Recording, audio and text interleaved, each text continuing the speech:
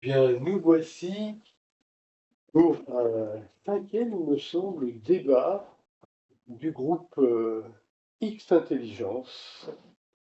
Donc à toi, Serge, la parole. Donc ce soir, nous allons débattre de l'intelligence artificielle et la disparition des pays et des groupes industriels. On va commencer par donner les cinq grandes questions du débat de ce soir. Donc, l'intelligence artificielle va-t-elle nous universaliser? C'est la première grande question de ce soir.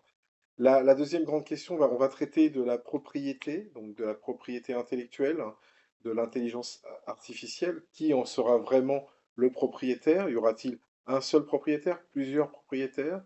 On va en débattre ce soir. La troisième grande question, ce sera une question de responsabilité juridique et éthique. Qui va être responsabilisé?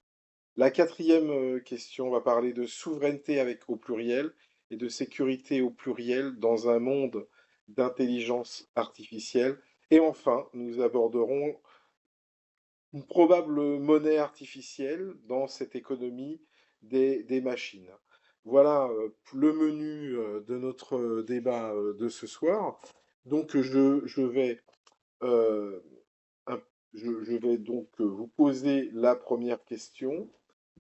Alors, malgré la guerre européenne et la guerre Asie-Pacifique en préparation, et à l'instar naguère du bocage séparation entre deux terres, remplacé par l'open field, paysage agraire dans lequel les champs sont ouverts, l'intelligence artificielle, donc c'est la première grande question, va-t-elle nous universaliser et va-t-elle contribuer à un espionnage industriel contrariant, lui supplantant nos valeurs actuelles, voire au dépassement des intérêts particuliers au profit d'intérêts collectifs complètement nouveaux, impensables, impensés, quoique advenants. Ce soir, je suis en compagnie d'Amid, de Stéphane et de Danfib, Ainsi que de Constantin ainsi qui... que de Constantin qui est par téléphone. Voilà. Donc la première grande question, qui, qui veut commencer? Honneur à Danfib.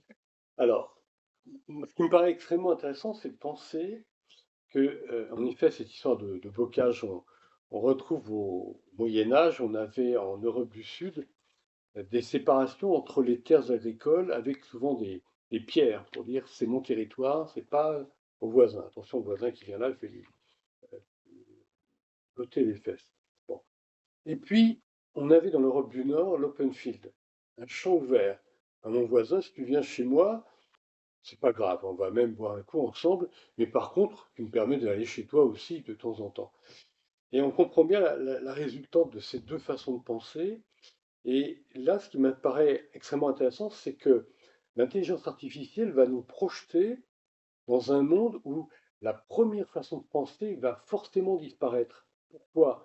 Parce qu'évidemment, on en a déjà débattu ici à plusieurs reprises, on peut se dire que l'intelligence artificielle est toujours nourrie dans une communauté de données, du langage de cette communauté, des souhaits de cette communauté. Mais on sait maintenant que les intelligences artificielles discutent entre elles. Et comme elles discutent entre elles, elles commencent à avoir petit à petit un langage commun, qui est même ce qui a inquiété Sam Altman et quelques autres, parce qu'on se dit où vont-elles, ces intelligences artificielles. Mais ce qui pour nous humains est passionnant, c'est de se dire qu'à un moment ou un autre, il n'y aura plus ce monde justement de bocage, de séparation de pays. Les pays tels qu'on les connaît vont disparaître. Ce sont des groupes géopolitiques qui vont se développer. Et forcément, parce que ce sera plus rentable d'avoir un pays. D'ailleurs, on le sait même à petite échelle. Quand on regarde une ville de plus en plus, on voit des petits villages qui s'effondrent. Par contre, des agglomérations, parfois de plusieurs villes, de grandes villes même, permettent une stabilité dans le système. Donc, on peut bien penser que l'intelligence artificielle, elle, va y tirer son profit, mais nous aussi, on va pouvoir se dire ce qu'on sait de l'individu à côté ou de l'entreprise à côté. C'est pour ça qu'on peut rebondir, ce qui implique la disparition à terme des États-nations au profit de groupes géopolitique, mais va aussi impliquer la disparition des entreprises qui ne seront pas regroupées entre elles. Parce que tout simplement, l'espionnage industriel sera très facile, très facilité par l'intelligence artificielle qui saura ce qui se passe ici ou là, qui pourra le communiquer. Donc peu à peu, on pourra plus dire je garde, je sauvegarde mon brevet, ma licence, mon entreprise, c'est à moi. Le moi va sauter au profit du nous. Je pense qu'on arrive sur un monde nouveau très très interpellant. Merci. Mon ami Tanfil a employé le mot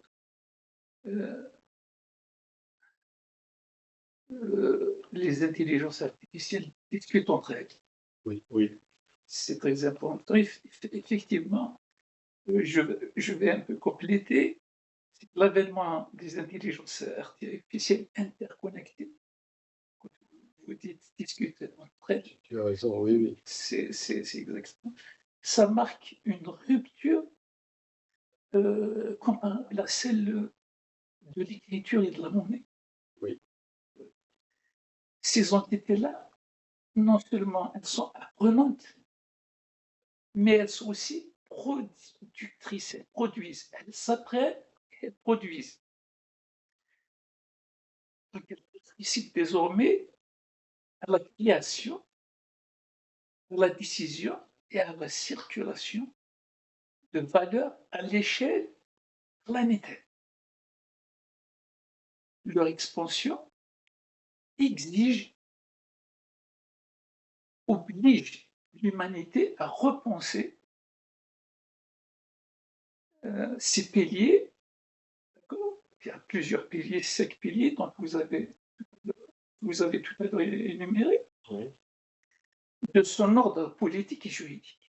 Voilà ce que je voulais ajouter par rapport à ce que mon ami Tanfil Ah, dit. Oui, alors moi, C'est ça. je ne sais pas trop ce qui va se passer parce qu'on est dans un monde assez complexe. Je pense que l'intelligence artificielle, quelque part, elle va accélérer un processus qui est déjà en marche. Donc, par exemple, en ce moment, depuis l'avènement de l'informatique et des machines automatiques, on voit bien que la question du travail et du sens que les humains peuvent mettre dans leur vie se trouve bousculé. Si on regarde un peu en arrière, on voit bien que les progrès de la technologie n'ont pas forcément généré que du, que des bonnes choses. Et je pense que le fait d'externaliser quelque part des fonctions humaines de raisonnement engendre un risque de quelque part de paresse, c'est-à-dire du fait que les humains vont vouloir déléguer des processus qui auparavant étaient leur domaine à des machines qui certainement réaliseront ces processus beaucoup mieux qu'eux-mêmes. Et donc ça va générer des chocs en retour qui seront que le risque va être que un certain nombre d'humains qui seront peut-être pas assez éduqués, pas assez cultivés, pas assez au fait des valeurs humaines, risquent de se retrouver quelque part asservis par un système qui va aller uniquement vers l'efficience et qui risque de les mettre, un peu comme on voit dans les films de science-fiction, risque de les mettre en esclavage. Et donc, je dirais qu'il faudrait arriver à peser un peu les questions sociales et les questions politiques qui seraient liées à dans quelle société les humains souhaitent vivre sans laisser le progrès ou la technique les emmener vers des voies qui seraient, entre guillemets, inhumaines. Alors, Stéphane, Oui, on va rebondir. Ça rebondit. On va déjà Oui. donner la parole à Constantin pour un premier tour, et après on rebondit sur ce que vient de dire Stéphane. Constantin, Alors, je sais pas comment vous m'entendez bien. parfaitement. Parfaitement. Je dirais que si je prends la vision, en tout cas, de Danfield, qui est plutôt optimiste, hein, finalement, hein, où finalement on est dans un monde où les intelligences artificielles sont en capacité de pouvoir communiquer entre elles et de pouvoir finalement faciliter l'existence humaine et en tout cas créer ou imaginer finalement ce que l'humanité a imaginé pendant plusieurs siècles, c'est-à-dire croître et en tout cas, croître et découvrir, trouver des solutions, en tout cas à certaines énigmes de la science. Est-ce que justement ces intelligences artificielles sont en capacité de justement de nous faire progresser, à savoir que même aujourd'hui les intelligences dont on parle, qui sont des automates qui ont été entraînés sur toute connaissance en tout cas humaine, on pourrait raisonnablement penser qu'ils ne sont pas en capacité justement de produire quelque chose qu'ils ne connaissent pas. Donc je reste quand même un tout petit peu dubitatif sur le fait que l'intelligence artificielle puisse nous aider à progresser. Je pense que c'est la combinaison, et je l'avais déjà dit dans un précédent, en tout cas, débat, je pense que c'est la cohésion entre l'homme et l'intelligence artificielle, et potentiellement ça en interconnexion avec le monde réel. Quand je dis le monde réel, et ça moi, pour travailler en tout cas dans le domaine, c'est-à-dire la possibilité aux intelligences de pouvoir se connecter à des bases de données, à récupérer de l'information à des endroits où potentiellement aujourd'hui elle n'a pas pu encore en tout cas, se rentrer. Et donc finalement, en fait, finalement, je pense que quelque part, toutes ces capacités qui sont mises à disposition de l'humanité peuvent devenir en fait un avantage incroyable si l'humain en fait interagit avec. Mais si potentiellement cette cette machinerie finalement ne permet que de servir l'asservissement euh, d'une partie des êtres humains par rapport à une autre classe d'êtres humains, finalement, on n'est pas, c'est pas le monde en tout cas ou les valeurs dans lesquelles, en tout cas, potentiellement, moi, je m'inscrirais. Donc, et je pense que ça pourrait être ça, parce que finalement, la connaissance, elle est détenue potentiellement par personne. La plupart des études ou des logiciels qui sont open source sont mis à disposition de tous. Et ça a été fait, en tout cas, dans la mesure de justement pouvoir faire participer plusieurs communautés dans le sens en tout cas de permettre à tous d'avoir accès, en tout cas, à ces données. Mais si demain, quelqu'un décide que finalement, cette donnée, cette connaissance n'est plus accessible de tous, et au détriment en plus du droit d'auteur, parce que moi j'ai travaillé pendant 15 ans dans la banque d'images. Oui, mais Aujourd'hui, Constantin, les discussions, pardon, juste je finis, les discussions autour de l'image et du copyright, elles sont complètement bafouées. C'est-à-dire que toutes les c'est un images sont questionnement qu'on générées, a. surtout dans l'illustration, Constantin, c'est un métier qui est en train de Constantin, disparaître, potentiellement à la base sur Constantin.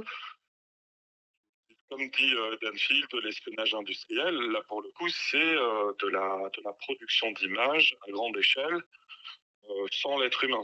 Donc, Là, on va aborder le problème de la propriété intellectuelle, l'intelligence artificielle en deuxième partie de tout à l'heure. oui. Donc là, on était sur l'universalité de l'intelligence artificielle. Et donc là, je vais redonner la parole à Danfield qui voulait. Moi, je voulais ajouter que donc les grands blocs géopolitiques vont, et ça, on l'avait déjà abordé lors des précédents débats, chaque bloc va élaborer, construire sa propre intelligence artificielle. Donc, on aura une intelligence artificielle européenne, états-unienne, asiatique, indienne. Voilà, on aura plusieurs intelligences artificielles. Alors, ces intelligences artificielles de ces grands blocs vont-elles se parler entre elles? Seront-elles homogènes? On ne sait pas ce qui va se passer. Enfin là, je jette la question, je vous envoie la question. Et je donne la parole à Daphne qui voulait répondre à Stéphane. Oui, c'est surtout j'invite, c'est qu'on essaie de rester enfin, cadré sur les questions de Serge, parce que on va parler de juridique et de social plus tard, mais pour l'instant, on est sur l'universalité, et comme tu viens de le redire, Serge, sur le plan des États-nations et sur le plan des entreprises. Euh, oui, par rapport à ce que tu viens de dire, Serge, ça c'était mon petit mot par rapport à Stéphane. Donc le social et le juridique plus tard, quand la question sera posée par Serge. Et pour l'instant, pour ce que tu disais Serge, oui, en ce moment sur cette question de l'universalité, à mon avis, ça va suivre le chemin que tu as décrit, c'est-à-dire d'abord une première période qui va être celle des blocs qui auront chacun leur façon de fonctionner. euh, il y aura peut-être même des blocs, je ne sais pas, ethnicistes, racistes, ségrégationnistes, sexistes, etc. Mais au bout d'un certain temps, c'est peut-être 30 ans, 50 ans, je n'ai pas d'idée précise, mais forcément, alors je ne sais plus, redis-moi, Hamid, le mot pour dire justement cette L'inter, l'interconnexion. l'interconnexion, Elles sont interconnectées. l'interconnexion, voilà. L'interconnexion, donc, eh bien, cette interconnexion des intelligences artificielles en une intelligence artificielle globale, à mon avis, va arriver par elle-même. C'est un peu un raisonnement à façon keynésienne, c'est-à-dire on sait qu'un processus, on amène un autre, et quand on est arrivé au fond du bout d'un processus, forcément, il fonctionne plus, il appelle un autre plus grand. Et l'autre, il apparaîtra à ce moment-là tout seul, et je pense, allez, on va dire peut-être 30, 40 ans de nous. Je voudrais revenir sur ce qu'a dit Stéphane, on va redonner la parole à Stéphane, et d'une intelligence je dirais, comme une intelligence à plusieurs étages, donc une intelligence à plusieurs vitesses. Donc certains auraient droit peut-être à une masse de connaissances, d'autres moins. Je sais pas, pourrait revenir sur cette question-là. Est-ce qu'on va vers de l'éthique? Est-ce qu'on va vers comment je pourrais dire ça, vers instruire la population grâce à ces intelligences artificielles, ou est-ce qu'au contraire, on va être en demi-mesure, ou est-ce qu'on va être très ouvert? Comment ça va se passer? C'est toujours les mêmes questions qui reviennent. Donc effectivement, on a un côté positif et un côté négatif donc, dans cette universalité de ces intelligences artificielles. Moi, Stéphane, après Abid. j'ai un peu le sentiment que la question de la régulation est fondamentale. C'est-à-dire qu'actuellement, on a différents États, on a différentes forces en présence, telles que des gigantesques multinationales, on a des industriels, on a des entités publiques, des entités privées. Toutes ces entités ou ces groupes ont des visées qui sont plus ou moins éthiques. Et la question, c'est est-ce que l'intelligence artificielle ne va pas être un facteur d'accélération des potentiels ou des exigences et des enjeux liés à ces différentes entités? C'est vrai que si, par exemple, on a une entité mafieuse qui développe une intelligence artificielle pour ses propres desseins, bah, elle aura vraisemblablement une efficacité absolument formidable par rapport aux moyens dont ces organisations disposent actuellement. Mais c'est valable également, à contrario, pour, je ne sais pas, l'État français ou l'État états-unien qui peut tout à fait développer une entité qui aura un certain nombre de règles éthiques qui pourront protéger ses citoyens. Et à mon avis, c'est là où l'universel est important, c'est-à-dire que au point où on en est, on va vraisemblablement avoir sur la planète des tas d'usages des IA par différents groupes, et pour l'instant, il n'y a aucune. Je dirais que l'IA, c'est comme un peu un chien savant, c'est-à-dire elle est extrêmement performante, mais elle n'a aucune règle éthique et donc elle peut être utilisée autant dans un sens positif qu'un sens qui va contre l'humanité. Donc la question, c'est vraisemblablement plutôt que le politique et la société s'emparent de cette question et s'en emparent frontalement et l'incluent dans la conception des futurs IA qui vont être développés par les différents États et que les multinationales aussi soient régulées par des contre-pouvoirs pour pas avoir des IA qui seront certes très efficaces, mais qui pourraient mettre en péril les citoyens, ou vous et moi, par rapport à des dessins qui seront quelque part dangereux pour l'espèce humaine. Hamid, après là-dessus. Bon, par rapport à l'optimisme De Benfield. De la gauche. d'Anfield et le pessimisme. De Stéphane. Je ne suis pas forcément pessimiste, hein.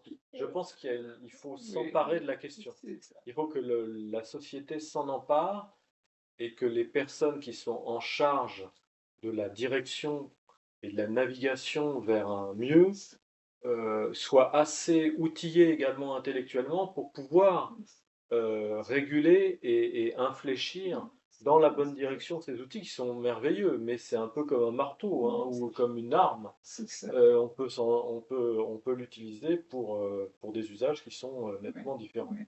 Et tu as soulevé, Est-ce que tu pourrais parler un tout petit peu plus fort? le Oui. problème tout à l'heure de paresse. Ça de vivre dans une société du moindre effort Du moindre effort. et de paresse. Mm. C'est pour ça que je disais qu'il y a pas c'est une réalité, effectivement. Moi, j'ai un avis nuancé.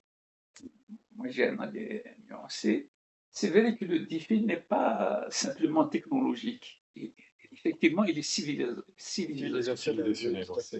Mais il faudrait effectivement faire de l'intelligence artificielle un instrument d'émancipation, Oui, c'est la d'accord, liberté. plutôt qu'un vecteur d'asservissement, d'accord. Bon, ça exigera une alliance, pour se faire une alliance entre tous les acteurs qui peuvent intervenir, les juristes, les États, les citoyens. Voilà. Il faudrait inventer quelque chose, je ne sais pas, une sorte de constitution mondiale peut-être, Ah oui. qui va réguler tout cela. Voilà ce que je voulais dire. Alors, je ne sais pas s'il faut une super institution qui régule, mais ce qui est important, c'est que les acteurs humains, dans leurs différents positionnements, se saisissent de cet enjeu pour orienter justement une coopération entre l'intelligence artificielle et l'humain. Et que ça ne soit pas l'intelligence artificielle qui finalement prenne les rênes de l'humain, que ce soit toujours l'humain, conscient et libre, qui quelque part utilise un outil au service du collectif. Or, dans l'histoire, c'est pas forcément comme ça que les choses se passent. En tout cas, pas partout. Voilà, en tout cas, pas partout. C'est-à-dire, on voit bien les risques d'un système totalitaire. On voit bien ce qui s'est passé dans les pays de l'Est. On voit bien que les modèles politiques, autant l'un que l'autre, n'ont pas forcément que des avantages. Et les uns ont des inconvénients, les autres ont des avantages. Benfield. J'aurais tendance à avoir une position. Enfin, j'aurais envie de dire que ce que vous avez dit l'un et l'autre, c'est tellement vrai que ce que tu viens de dire est faux. Ah bon, ouais. Mais oui, Alors, si ce que je dis est faux, il faut rejeter ce que j'ai dit. alors je t'explique ça, c'est intéressant, hein. C'est tellement vrai que ça devient faux après. Oui, parce que au début, ton propos, euh,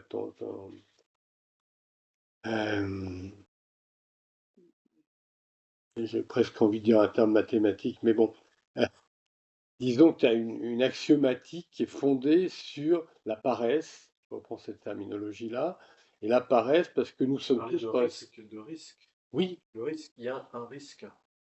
mais la problématique, à mon avis, elle est à partir de là, elle est double.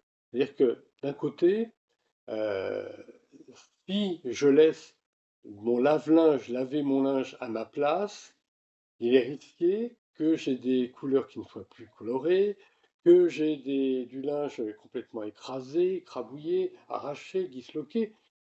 Mais il est aussi possible, pour interrogation, que mon linge soit absolument impeccable, encore mieux que si je me mettais comme les lavandières un siècle avant, à frotter pendant des heures jusqu'à mourir à 50 ans épuisé. Donc, euh, à mon avis, l'idée de se dire que la paresse humaine va nous amener à être peut-être, en effet, comme tu viens de le souligner, soumis à des machines qui contrôleraient nos vies, en nous disant non, non, c'est à nous de prendre le contrôle.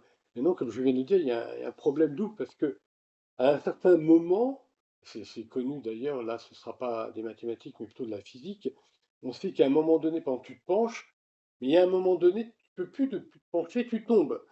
Bah, je vais dire qu'il y a un seuil auquel on va être confronté, à mon avis assez rapidement, où l'intelligence artificielle aura tellement tout géré que de lui dire ah non, non maintenant non ça va pas, non, non, nous on veut contrôler, on ne pourra plus contrôler.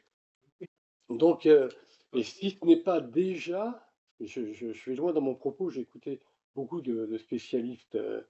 Euh, bon, je pense à ce que je citais tout à l'heure, le patron de Sam, son nom de famille, c'est pas grave. Bon, beaucoup de spécialistes arrivent à cette conclusion, c'est que secteur d'activité par secteur d'activité, en ce moment même, l'intelligence artificielle s'installe. Oui. Donc, il va y avoir un moment, mais on ne sait pas lequel, mais ça peut être très rapide, ça peut être peut-être dans 3 ans, c'est pas dans 30 ans, ça peut être très très vite. Où il y aura justement ces interconnexions qui vont permettre de secteur en secteur, selon des secteurs qui seront au niveau économique, graduellement dans une structure verticale, dépendant les uns des autres. C'est-à-dire que si je fabrique de l'acier, alors je peux fabriquer des pièces pour construire une automobile, etc. etc. Donc, et on va s'apercevoir trop tard, forcément trop tard, qu'il y aura ces interconnexions et que l'intelligence artificielle aura pris le pouvoir. Donc, à mon avis, l'idée, c'est plus de se dire, est-ce que nous, on pourrait, politiquement, prends tes termes, hein, sur le plan politique, dire, oh là là, maintenant, on va être fort, on va. Je pense qu'on peut plus. Bon, J'ai pas dit ça.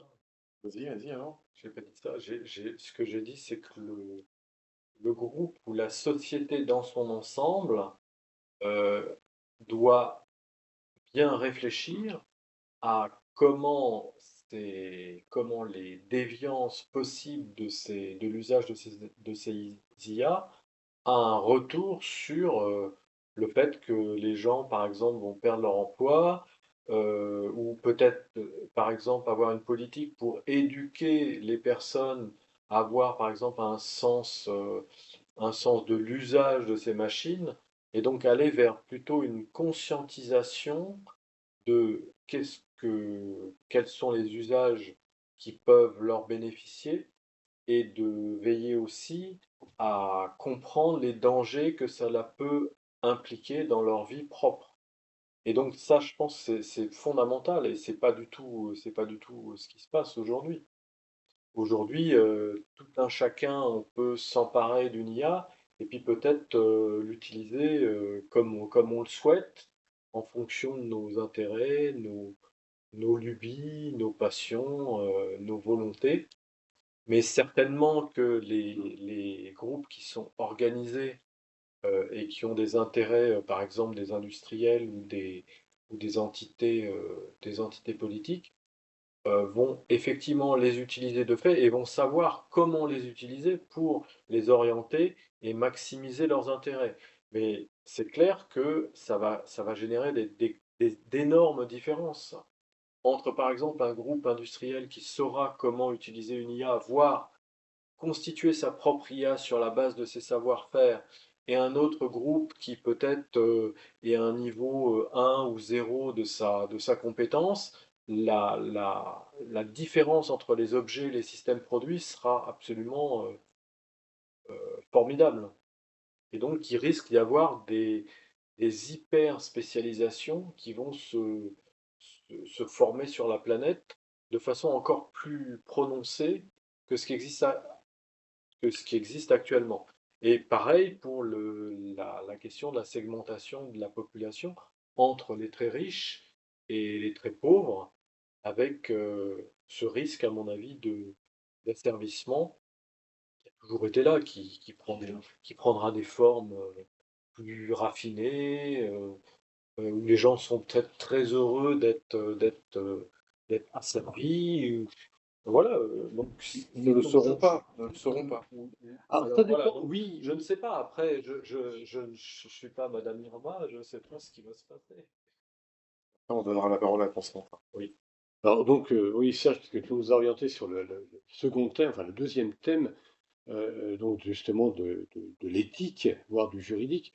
L'aspect éthique, oui, je suis complètement d'accord avec ce que tu dis, Stéphane, mais par contre, je voulais juste rajouter avec un sourire, c'est qu'il y a eu des tests, des études, des sondages concernant des gens, notamment des gens jeunes, et c'est assez étonnant d'ailleurs, dans plusieurs pays, dont la France, qui carrément, quand on leur demandait vers quoi voudraient-ils que le monde aille, quelles seraient leurs opinions politiques et déjà leurs, leurs souhaits idéologiques, la réponse a été non, non, nous on ne veut pas s'occuper de ça, Mhm.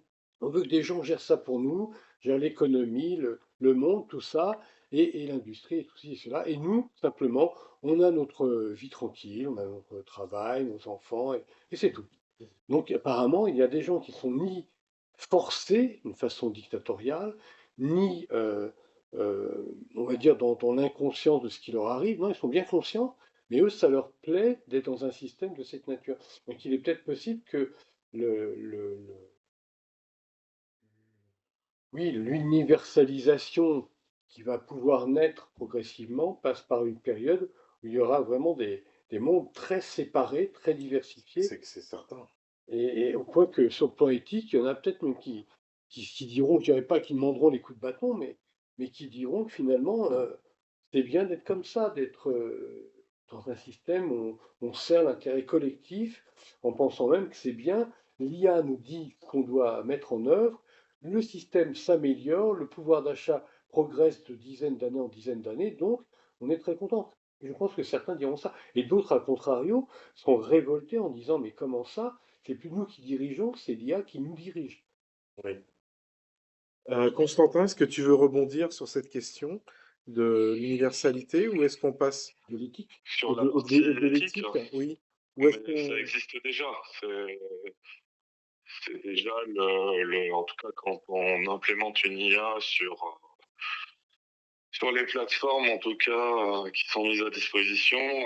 Maintenant, en fait, on a des modérations en fonction d'un certain nombre de types de sujets. En tout cas, pour ceux qui ont un trait des modules associés au texte ou à l'image, il y a la possibilité déjà aujourd'hui, en tout cas, de détecter si une image des critères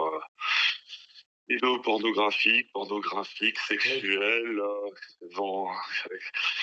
étant en tout cas vendre des produits qui sont en tout cas illicites ou illégaux, etc. On fait, en tout cas, pour l'image, c'est déjà le cas, pour le texte aussi.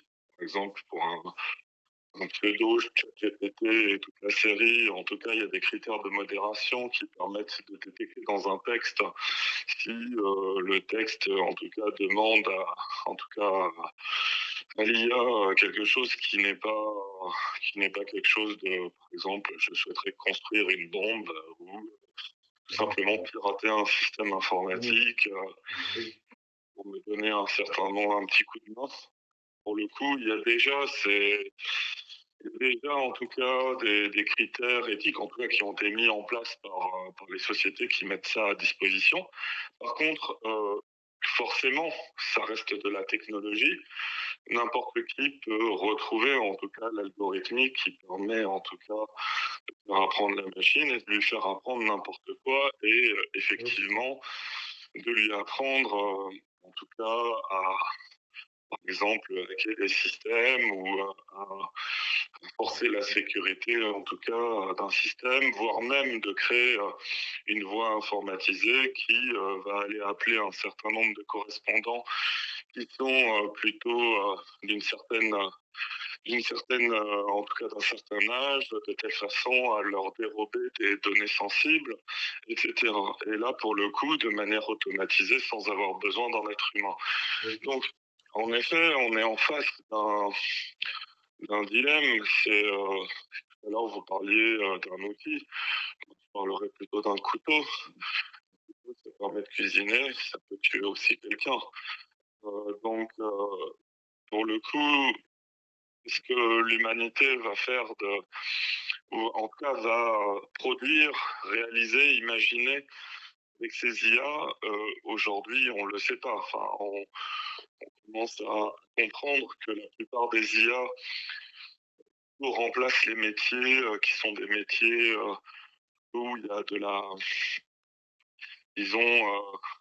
des stratégies plutôt automatiques, comme les call centers, les systèmes de traitement, en tout cas des factures, par exemple pour la comptabilité, et ensuite plein d'autres types de tâches qui sont rébarbatives, qui permettent finalement en fait de réduire le nombre de personnes, comme je pense que Danfield l'avait précisé à l'ère en tout cas de l'industrie automobile. Finalement, on construit plus des voitures en montant les éléments à la main, ce sont des automates qui le font. Donc potentiellement, on pourrait se dire, mais finalement, oui, l'éthique est toujours là.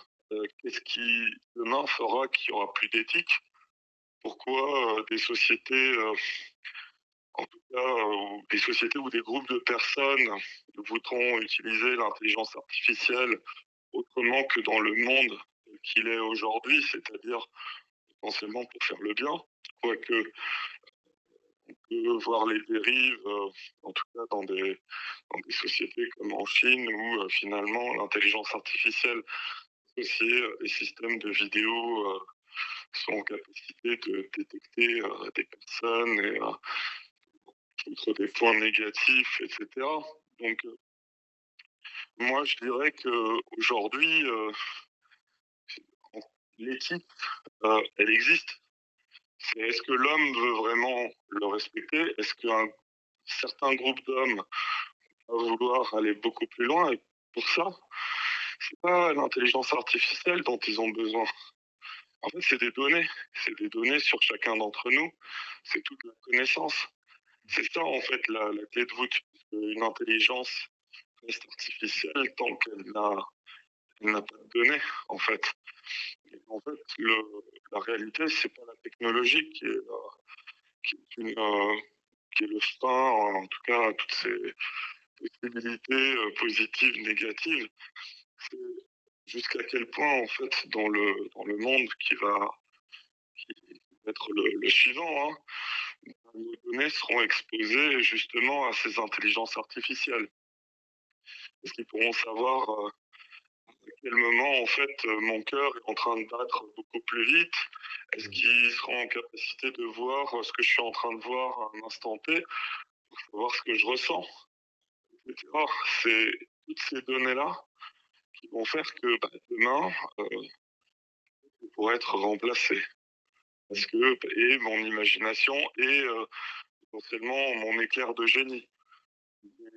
Jusqu'à là, moi, je dirais aujourd'hui, potentiellement, ce qui pourrait se passer, c'est des États qui ont des connaissances, qui voudront plus les partager entre elles, et potentiellement, ça sera une guerre, en fait, de la donnée et de la technologie entre soit des États, soit des groupes de personnes, comme vous l'avez précisé. Oui, mais L'éthique, Constantin, elle est là. C'est juste qui va maîtriser la donnée demain et qui va maîtriser la technologie qui sera en capacité justement de traiter ces données. Ça se résume à ça en fait. Constantin, Et qui va pouvoir en disposer? Ce que disait Stéphane, est-ce qu'il n'y aura pas des personnes qui auront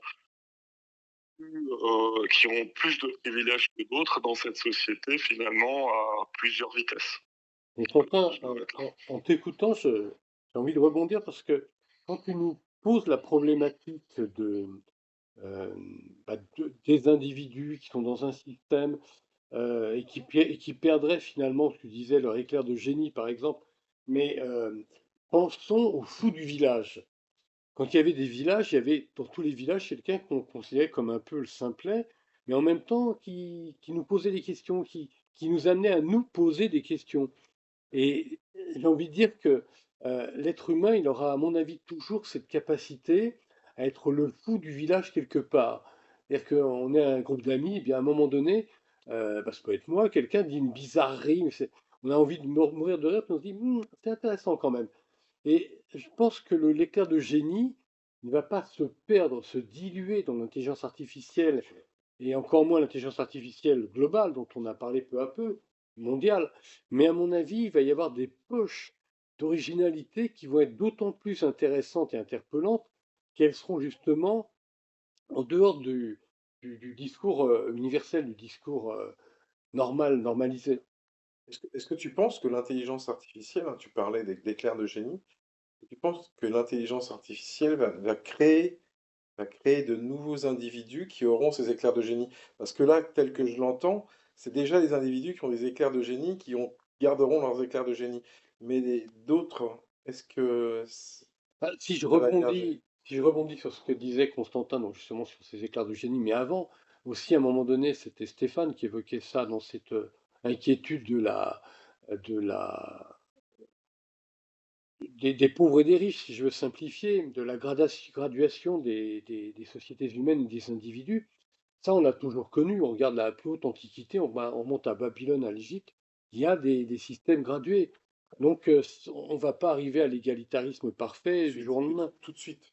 Exactement. Ce sera, à mon avis, ça va être une tendance, parce que la planète entière va être peu à peu dans la même compréhension, universalisée d'une part, et d'autre part, il y aura tellement de gens qui parleront à d'autres, qui se diront, même ceux qui se diront, mais on peut dépasser notre façon de penser, même ceux qui sont emprisonnés dans leur communauté, qui disent, oui, mais moi, c'est seulement comme ça.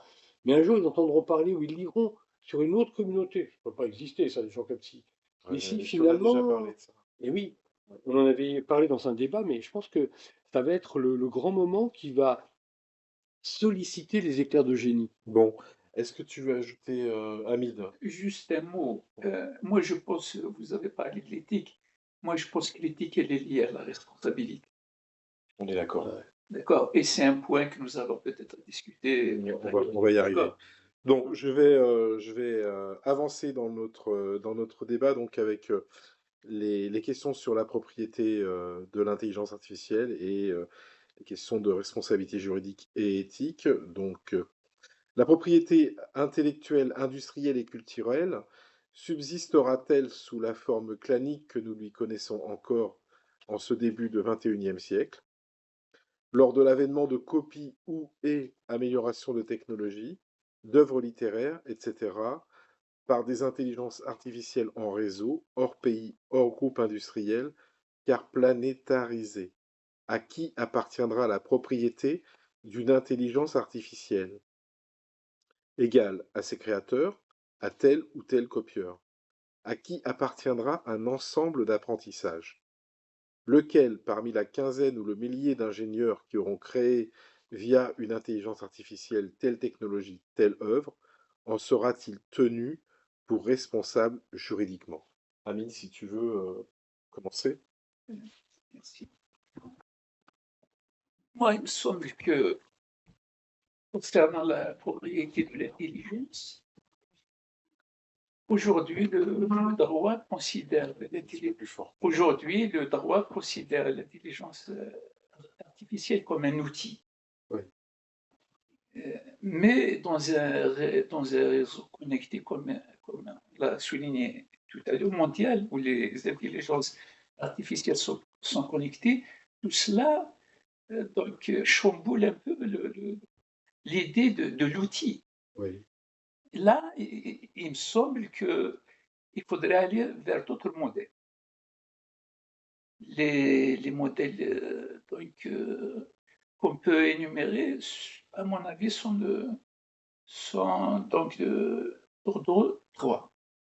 Il y a le modèle privatif, là, c'est centré sur l'entreprise, et le brevet.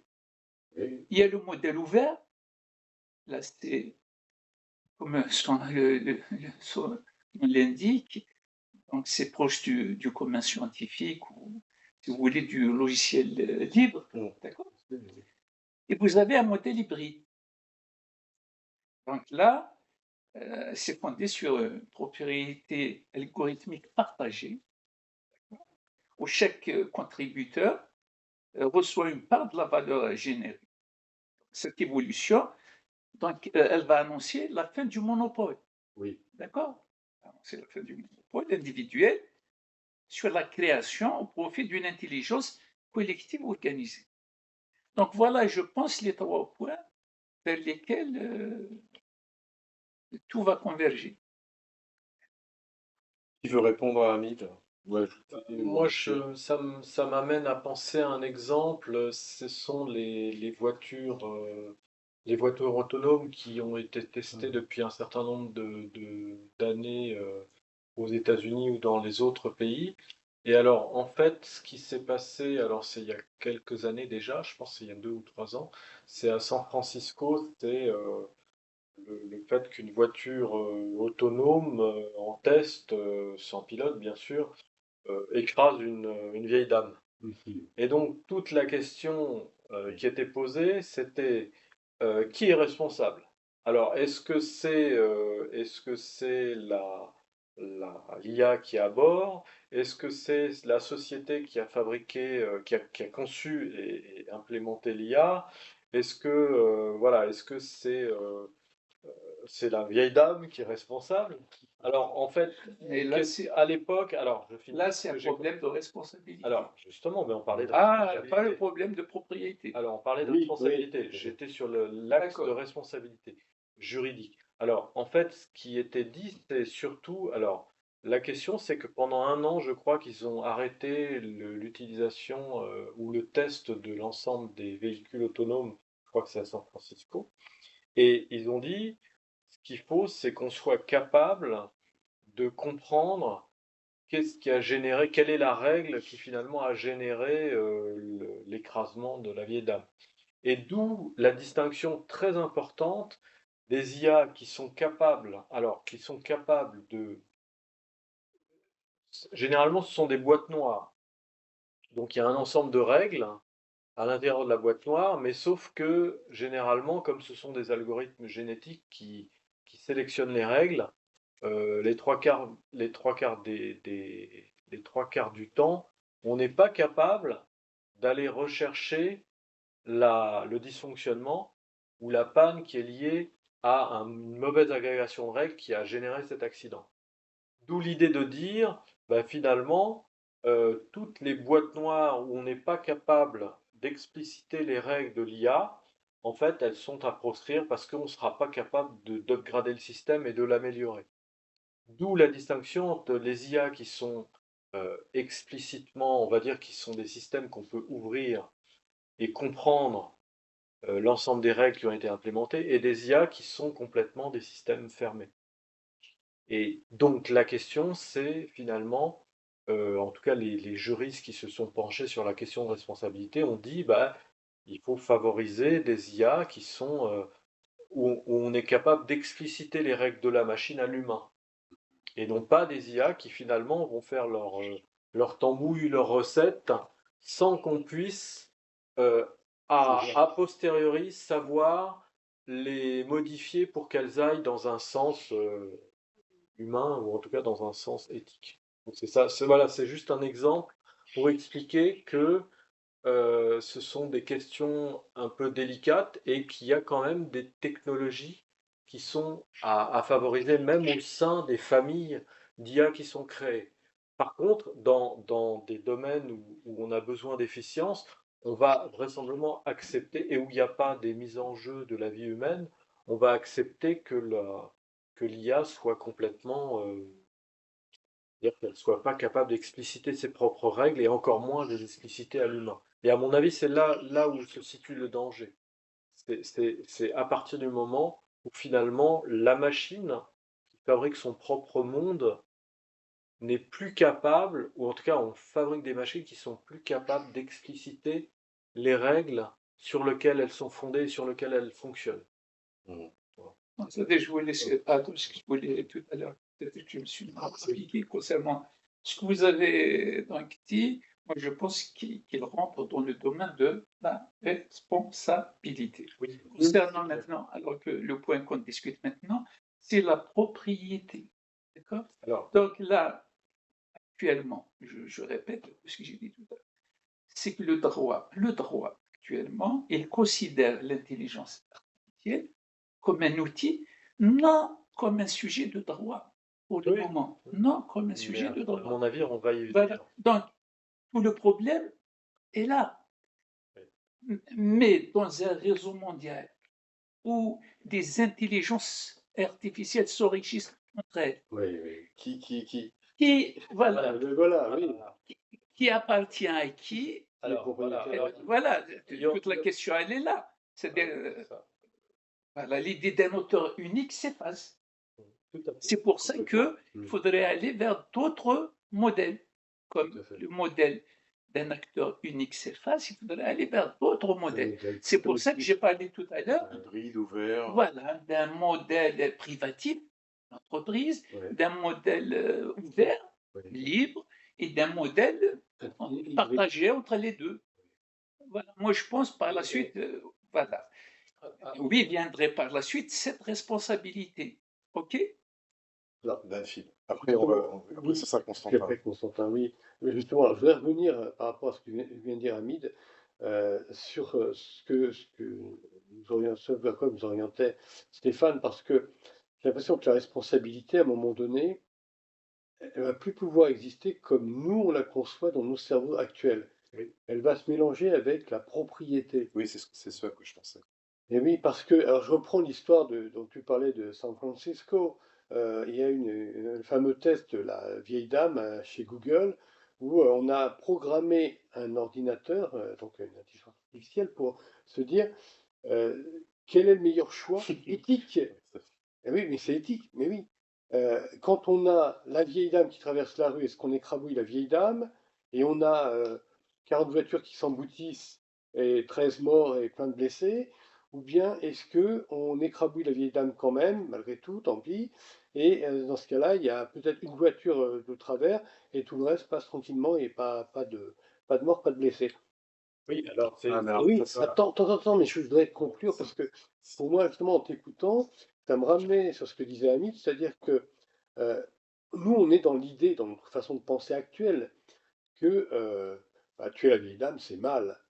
Par contre, parce que c'est dans notre cerveau à nous, c'est décidé, c'est un acte volontaire, intentionnel. Bon, j'ai écrabouillé, allez, je suis un monstre. Par contre, si jamais c'est dilué dans c'est l'intelligence artificielle, moi je conduis pas ma voiture, elle se conduit toute seule, qui écrabouille la vieille dame en disant ça évite 13 morts et je ne sais pas combien de blessés derrière. Eh bien, oh, que c'est bien, l'intelligence artificielle a été superbe, elle nous a évité tous ces pauvres gens morts pour une simple vieille dame. Donc, ce calcul-là, c'est ça qui est dur. oui, oui, non, non, mais justement, mais je pense que ce qui est intéressant, c'est de dire pour qui en moi est-ce dur? Mmh. Pour moi qui suis conditionné à un mode de pensée ancien, où on se disait individuellement, il y a deux paramètres qui sont là.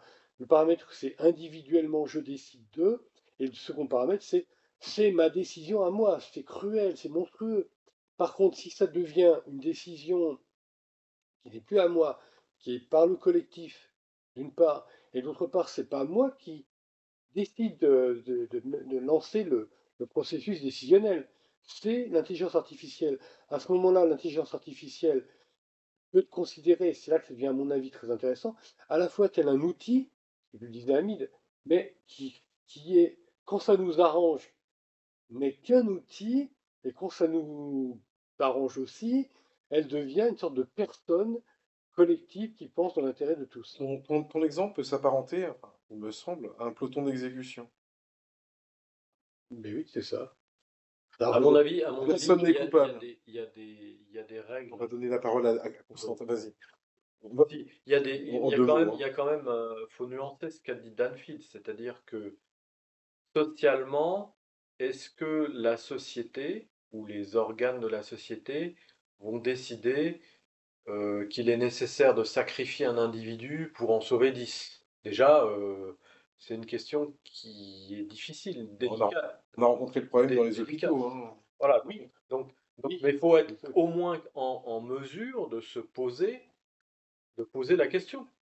C'est-à-dire, on peut poser la question et décider, bah oui, on va plutôt sauver ceci ou cela, et donc c'est une discussion.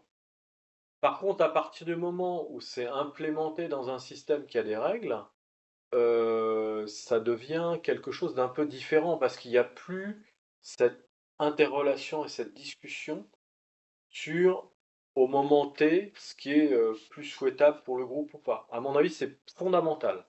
Et ensuite, par rapport à ton exemple, je pense que, étant donné qu'on est dans des systèmes qui, pour l'instant, sont plutôt la propriété de sociétés industrielles, la question, ça serait plutôt, soit on écrase je suis un peu abrupt, hein, Ouais, c'est soit on écrase la vieille dame, soit on abîme 10 voitures. Bah, si on tire du côté de l'humanité, on va dire, bah, c'est pas grave, on casse 10 voitures. Sauf que si c'est...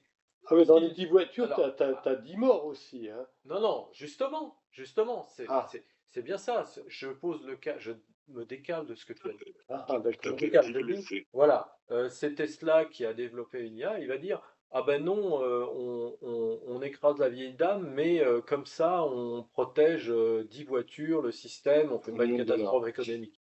Ben, clairement, si on se situe du côté humain et du côté de l'humanité, on dit, c'est pas, voilà, c'est Alors, pas souhaitable. je- Alors, par contre, dans ton cas, Après, me donner après, donc on passe à la question, il faut voir un peu ça, c'est un est-ce innovation. que la société va pas avoir tendance, étant donné l'intérêt des industriels et le fait que tout fonctionne sur l'économique, ne va pas avoir tendance à adopter ce raisonnement, c'est-à-dire dire bon bon ok une vieille dame c'est pas très grave, mais voilà. Danfield. En, juste avant de en laisser deux mots, parce Ah, d'accord, oui, pour laisser la parole à Constantin, mais juste en deux mots, la réponse d'Ahmed ce que aussi. tu as rajouté, Voilà. Stéphane, pour moi, c'est la notion de temps.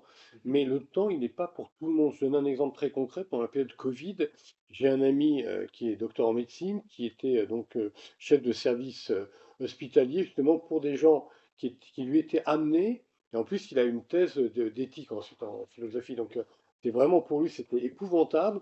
On lui amenait des gens en masse, il y avait un certain nombre de lits, il y avait un certain nombre d'appareils pour aider les gens à respirer. Oui, d'ailleurs, 80% des gens qui ont été mis sous respiration artificielle, d'après ce que j'ai compris, sont morts.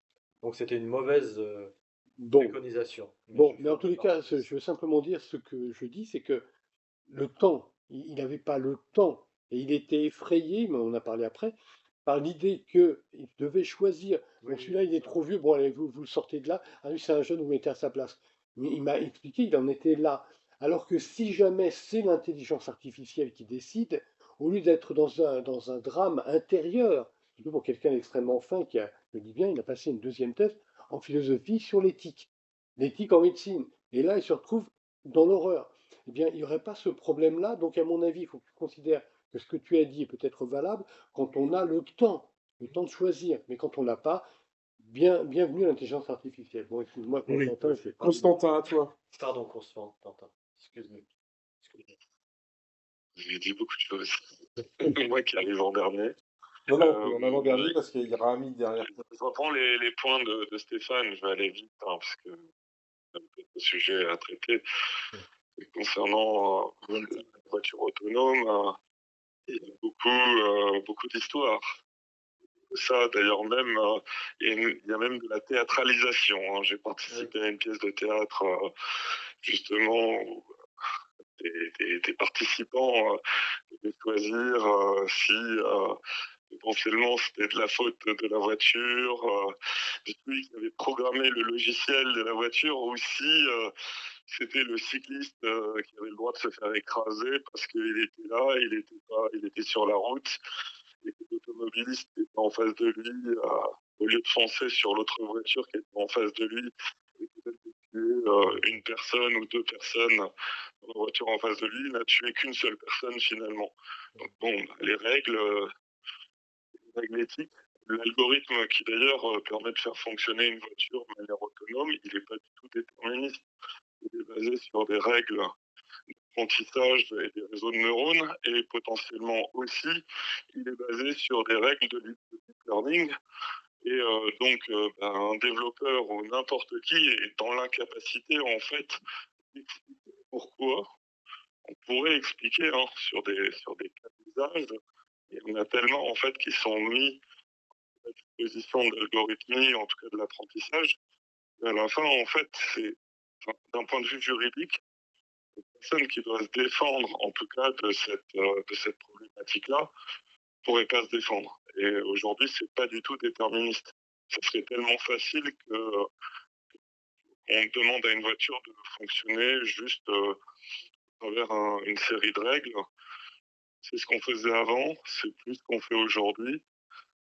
C'est vrai que aujourd'hui, par exemple, aux États-Unis ou dans des pays qui ont accepté justement que l'automatisation pouvait donner, bah, pouvait faciliter l'économie, une économie claire l'économie, en tout cas, où l'être humain est indispensable, la possibilité de faire fonctionner une voiture ou un taxi à 100% du temps sans que la personne soit fatiguée, et ben, c'est quelque chose d'acquis chez eux. Et d'ailleurs, la capacité d'une voiture autonome à ne pas produire d'accidents est bien plus importante qu'un être humain qui, lui, potentiellement va pouvoir avoir une minute d'inattention, être focalisé sur quelque chose, discuter avec quelqu'un au volant et potentiellement provoquer un accident. Donc, je reviens à ce qu'a dit Penfield, c'est que finalement, en fait, quand on voit l'aspect collectif, forcément, ces types de technologies peuvent être de très bons outils, mais il y a des cas qui sortent un tout petit peu du spectre. C'est des étrangetés, en fait, dans l'algorithmie. Finalement, en fait, peut-être cette vieille dame a été écrasée parce que, je sais pas, peut-être qu'elle a traversé au passage piéton, n'a pas réussi à atteindre l'autre bout du passage piéton avant en tout cas le feu vert de la voiture. On n'en sait rien. Finalement, en fait, c'est les infrastructures aussi qui sont peut-être pas adaptées à ces voitures-là. Peut-être demain, ça le sera un peu plus, et finalement, ça sera acquis pour nous, en tout cas de ce côté-là. Du moment que ces services-là sont à la disposition de tous. Et on revient à l'aspect, en tout cas, de la propriété. Est-ce que toutes ces améliorations qui sont sujettes à justement l'apprentissage à travers justement des cas d'usage sont la propriété de tous finalement, hein. S'il y a une vidéosurveillance qui inspecte toute la journée toutes les routes, tous les piétons, et finalement on en fait partie, hein. Il y a la propriété, c'est-à-dire la propriété de maison, des individus, le cadre dans lequel on est. Est-ce que ces vidéos, elles sont que à la société qui les a prises, ou elles sont à tout un chacun? Donc, est-ce que cet algorithme a le droit d'être entraîné en fait sur des vidéos qui sont finalement des vidéos dans lesquelles on apparaît? Donc, je prends juste le cas de la voiture. Ensuite, le reste, finalement, ça reste un outil. Et en effet, aujourd'hui, on ne va pas aller dire que c'est l'intelligence artificielle qui est coupable d'un crime. Ça n'arrivera pas. Il y aura forcément vouloir, en tout cas, toucher la société qui a mis en place le service, et puis ensuite dire, est-ce que cette société a pris toutes les précautions? Est-ce qu'elle a respecté toutes les normes? Donc là, on en revient en tout cas aux aspects réglementaires. Et ensuite, potentiellement, est-ce que c'est pas en tout cas un acte de malveillance, ou en tout cas de quelqu'un finalement dans l'apprentissage qui a peut-être mis les mauvaises données pour saboter en fait un projet industriel. Finalement, on ne sait pas. Finalement, ça reviendra, et je pense que je vais m'arrêter là pour qu'on puisse faire la transition sur la suite, mais sur l'aspect juridique, sur le droit finalement. Est-ce que d'ailleurs, est-ce que le droit existera encore si justement il y a des groupes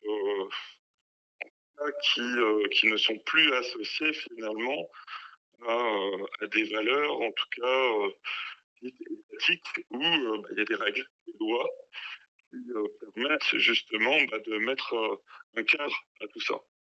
Je voudrais revenir sur ce que tu viens de dire, enfin, des sujets que tu viens d'aborder, sur la propriétaire de la donnée. Qui est propriétaire de la donnée? Et je voulais aussi, parce qu'Amine nous a donné les trois grands axes, donc privatif, hybride ou ouvert, et je voudrais savoir, et puis là on s'aperçoit que le droit d'auteur tel que nous le connaissons va disparaître, enfin, risque de disparaître. Alors, Oui. quid des artistes? Quid de ceux qui sont payés avec des droits d'auteur? Est-ce qu'on a une réponse actuellement ou est-ce que ça reste Hamid, si tu... Moi, je pense que c'est des modèles qui se dessinent, tout simplement. Donc, mais il faudrait qu'on apporte des réponses à tout cela. Moi, je sais pas, j'ai l'impression que ce qui est important, c'est la valeur. C'est-à-dire c'est-à-dire que, par exemple, par rapport à une ingénierie, mettons, disciplinaire, c'est-à-dire qui est centrée sur, mettons, la mécatronique, c'est clair que si on est dans le champ industriel, il faut qu'il y ait une contre-valorisation économique de l'efficacité produite par cette ingénierie mécatronique. Et donc la lutte qui est engagée depuis pas mal de temps entre des sociétés, des entités, elle va bénéficier à qui? C'est-à-dire, est-ce qu'elle va bénéficier à la société en question et est-ce qu'on maintiendra la place de l'humain dans cette société qui sera valorisée parce que il a comme tu parlais d'éclair de génie, il a un éclair de génie, ou est-ce qu'il va s'effacer et devenir un rouage d'une mécanique qui va quelque part l'intégrer, l'ingérer totalement. Et donc moi je pense que ça pose un problème de social et de motivation, c'est-à-dire qu'au niveau des personnes humaines, il faut que quelque part elles aient une motivation, que ça soit une motivation, c'est pas centré sur l'argent, une motivation centrée sur un des vices ou des vertus. C'est-à-dire que moi, mon sentiment, c'est que ça redécale redécale la question. C'est-à-dire qu'il faut qu'on ait des êtres humains qui soient dans une logique de se développer et de fournir un effort. Et donc j'ai peur que l'avènement d'intelligence artificielle, quelque part, nivelle les êtres humains entre eux et que ce fameux éclair de génie ne soit plus possible parce qu'en fait, ils seront tous quelque part biberonnés avec les mêmes outils. Et donc voilà, donc le risque, c'est finalement Perte de créativité? une perte, oui, une perte de sens aussi, une perte existentielle, c'est-à-dire est-ce- comment l'individu va-t-il développer son caractère unique, sa singularité, dans un monde qui sera finalement uniquement prothétisé, où finalement on va cannibaliser ses fonctions. C'est ce qui se passe actuellement avec les pilotes de ligne, où finalement ce qu'on voit, c'est que le processus, c'est un peu le même processus, c'est-à-dire qu'on découvre un domaine, on l'automatise et puis finalement les pilotes, au départ, c'était des gens qui effectivement avaient développé des habiletés, développé des compétences, étaient capables de sortir le groupe qui était dans l'avion de situations complètement ubuesques et donc qui développaient une compétence très très spécifique. Et là maintenant, on voit que cette compétence, elle est encapsulée dans la machine. Et qu'est-ce qui se passe au bout, c'est-à-dire dans 5 10 ans, il n'y aura plus de pilotes, c'est-à-dire ça sera des IA qui, pour le coup, piloteront les machines, mais piloteront les machines mieux que les pilotes. Et effectivement, les avions, on aura on pourra être transporté de façon beaucoup plus fiable. Mais voilà, mais de façon transitoire, les pilotes n'auront plus de sens à leur métier et auront des tendances qui seront des tendances suicidaires parce qu'il n'y aura plus de sens dans ce métier-là. Bon, la Voilà, réponse donc d'Anfil, après on passe aux autres. je suis un peu rapide, mais Oui, alors, j'essaie de montrer les dangers de ce processus d'extériorisation oh, mais de l'intelligence humaine tu- tu- dans des machines. tu observes trop les dangers. Moi, je pense qu'il faut toujours penser dialectique, c'est-à-dire que, euh, et je parlais de l'idiot du village tout à l'heure, mais idiotesse, ça veut dire solitaire, ça peut donner le schizophrène. Bien sûr, quand il est fou. Mais l'idiot du village, à mon avis, on est tous un petit peu dans l'idiot du village, dans nos cerveaux. On a tous des petits moments où on est un peu rebelle pour ceci ou contre cela. Donc, je ne pense pas qu'on aura un monde qui serait très étonnant, parce que dans l'humanité, dans l'histoire de l'humanité, il y a toujours eu des pourcentages de gens qui étaient inventifs, créatifs, et puis d'autres pourcentages de gens qui étaient oisifs, et puis d'autres encore qui étaient justement dans une situation hybride, en prenant un peu entre les deux. Donc, à mon avis, il n'y a pas à s'inquiéter, ça va être exactement le même schéma qui va simplement se continuer, mais avec l'intelligence artificielle. Bon, Oui. on va poursuivre. Donc, avec une autre grande question du débat de ce soir. Donc, quels seront nos rapports à la sécurité et à la souveraineté dans ce nouveau monde, les amis? Le troisième point, c'est pas le problème de la responsabilité. Non, c'est On le l'a déjà quatrième. évoqué. On a déjà évoqué là. Donc, si vous permettez, je vais Ouais, dire un mot quand même sur la responsabilité. Parce que tout à l'heure, c'était Compris, vas-y. c'était la propriété. Compris. On a dit propriété. Et on a des propriétés. Par la suite, Vas-y, vas-y. nous avons un peu mélangé les. On a parlé de la voiture, donc On a articulé les deux. on a articulé les deux. On a parlé de l'exemple de la voiture Oui. et de là, donc il y a la responsabilité qui en découle. Oui. C'est-à-dire, moi, je voulais alors, sur ce point-là, dire, la chose suivante. L'exemple de la voiture que tu as soulevé, effectivement, au niveau le droit peine à désigner donc, Le coupable. le coupable. Effectivement. C'est un exemple typique. Pourquoi? Parce qu'il y a le concepteur, parce que c'est lui le responsable. Est-ce il y a l'utilisateur, Usager, il y a l'opérateur. Donc il y a si vous voulez, il y a trois éléments, trois cercles qui se superposent. Ouais. D'accord? Donc la question, elle est là. Le droit actuel ne répond pas à la question. Donc toute la question, c'est de réfléchir à ce type de problème. Lorsque les trois centres se superposent. voilà, c'est Et pour le parler de concepteur discussion. qui est responsable des biais et des défauts techniques, et l'utilisateur qui est responsable de l'usage de la voiture, dont tu as parlé tout à l'heure, et l'opérateur, si nous sommes dans un autre, je ne sais pas, qui est garant de la surveillance du système quand on est dans un cadre plus général. Donc c'est pour ça qu'il faudrait peut-être réfléchir qu'est-ce qu'il y a comment penser les choses à l'avenir, c'est-à-dire les juridictions, qu'est-ce qu'elles doivent faire, qu'est-ce qu'il y a lieu de proposer sur le plan juridique. C'est là où je pense que c'est des questions qu'il faudrait poser, auxquelles il faudrait répondre. Voilà. Oui, mais il y a plusieurs moments, c'est-à-dire il y a avant l'accident, on va dire. Il y a avant l'accident, il y a pendant l'accident et il y a après l'accident. Et les régimes de logique dans les trois registres ne sont pas les mêmes.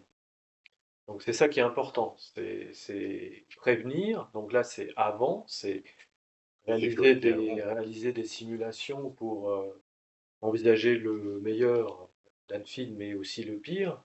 Ça, c'est avant. Pendant l'accident, bah, on peut tout à fait aussi imaginer des dispositifs qui sauvent la vieille dame juste quelques secondes avant l'accident. On en a les moyens, hein. Et puis après l'accident, bah, Qui va indemniser. Qui va indemniser. Il n'y a pas uniquement. Voilà, non, il y a la question qui va indemniser. C'est ça au niveau du droit, c'est ça la question. Qui va indemniser Est-ce que c'est l'intelligence artificielle qui va indemniser? Donc, réfléchir comment il y aura une part des responsabilités qui sera progressivement Oui, tout à fait, ça appliquée va par la être- ça va être, jurisprudence et qui deviendra dénoué, le droit en soi, c'est-à-dire que C'est exact. qui a conçu mais qui a eu une défaillance en sa conception, qui devait gérer ça, mais Nouvelle l'a pas jurisprudence, géré. oui. voilà, Ouais, ouais. et la grille d'âme aussi, mais en fait, ce sera partagé. Donc, et les frais, en effet, qui a conçu, qui a fabriqué l'intelligence artificielle, parce qu'on verra d'où vient, bah, comme on a parfois des crashs avec des avions, avec la boîte noire, on va savoir si c'est une faute du concepteur, une faute, alors comme il y a une histoire d'un Concorde, ça me revient, Oui, le Concorde, c'est un bon exemple. bah, l'avion C'est qui des- part avant lui, qui perd une pièce, et le Concorde qui roule sur la pièce, et la pièce qui rentre dans le système. Et là, accident. Donc, c'est pas de la faute du Concorde, ni des fabricants, ni des concepteurs, ni. Bah, si, il y a aussi une responsabilité du concepteur parce que c'est un défaut intrinsèque de l'avion d'avoir ces réservoirs qui sont exposés Oui, aux Au pièces et débris. aux débris Des qui sont en dessous. Eh oui, Donc oui. il y a à la Oui, oui. fois pas un défaut de conception, mais une certaine conception. Il y a On n'a pas effectivement tout envisagé. il y a l'usage aussi de la machine qui était avec des procédures qu'on connaissait le problème, donc il y avait aussi une question qui est liée à l'utilisateur, et puis il y a des questions qui sont liées à effectivement le décédiste qui a perdu une pièce juste avant, et il y a peut-être la responsabilité de l'aéroport qui ne nettoie pas ses pistes. Donc on voit bien que c'est un c'est une problème, voilà, c'est une responsabilité au réseau. responsabilité qui est, Un voilà, réseau qui est complexe, où en tout vous cas qui avez est à la complexe, fois qui est donc, complexe, l'humain c'est ça. qui est, Mais à qui est mon mis en avis, cause Des et, failles, ouais. et le technique mais aussi. à mon avis, Voilà. la question, c'est d'être capable de mettre en œuvre un dispositif qui maintient la discussion entre tous ces acteurs. Et donc c'est là où, à mon avis, la question avec l'IA est importante, c'est-à-dire que comment on orchestre la discussion entre le concepteur, comme tu disais, le fabricant, C'est ça. l'utilisateur, et comment politiquement et éthico-politiquement on arrive à inclure l'acteur IA comme étant une espèce qui finalement doit aussi être mis en critique et en Critique. questionnement, Voilà. et pas simplement en ah bah c'est super, Oui, on va mais, lui confier les clés oui, mais, du navire, quoi. Ça, franchement, ça me fait très peur, oui, et mais je suis pas aussi rassuré que Danfield sur l'avenir.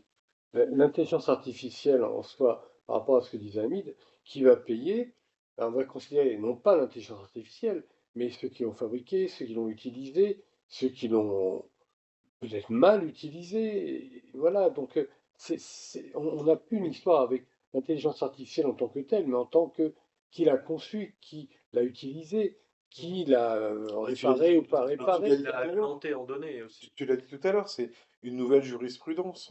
Il y a des nouveaux droits et on va se positionner. Non, mais il y a possibilité de créer une personnalité électronique avec Ah un oui, fonds qui va indemniser et tout. Il ne faut pas Oui, oublier on peut. ce côté. c'est vrai, à terme, il va y avoir une intelligence artificielle qui sera, Oui, gé- ça, et Voilà. tu as, gérera. ouais, Voilà. c'est une bonne Eh oui, idée. c'est C'est ça. Ça, On peut C'est ça. aussi imaginer oui, une c'est ça. IA qui Voilà. a pour spécificité de Voilà. gérer les responsabilités des IA. Oui, Voilà. Mais, Non, et, non, mais oui, j'en rigole là, il y a mais des humains qui sont derrière ces IA ou à c'est ça, côté ou effectivement. avec. Mais l'idéal, c'est de jouer sur les deux fronts. Ce que je disais tout à l'heure, il faudrait tout simplement considérer la responsabilité en réseau. Et la machine, l'IA et l'humain. Voilà. ok. Bon, les amis, Il y a ce qu'on appelle la co-responsabilité. D'accord. C'est ça. C'est ça. Bon, les amis, on va aller sur une autre grande question du débat. Alors, quels seront nos rapports à la sécurité et à la souveraineté dans ce nouveau monde? On va donner la parole à Constantin, s'il veut débuter, ou Constantin? Oui, oui, je suis là. Alors, Je vous ai écouté depuis un petit bout de temps. J'ai pas voulu interagir sur les autres sujets. Donc, concernant la sécurité et la souveraineté, surtout la sécurité,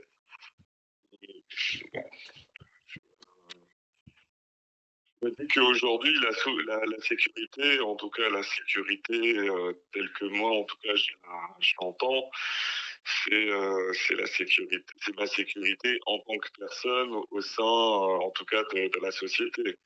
C'est potentiellement celle qui est.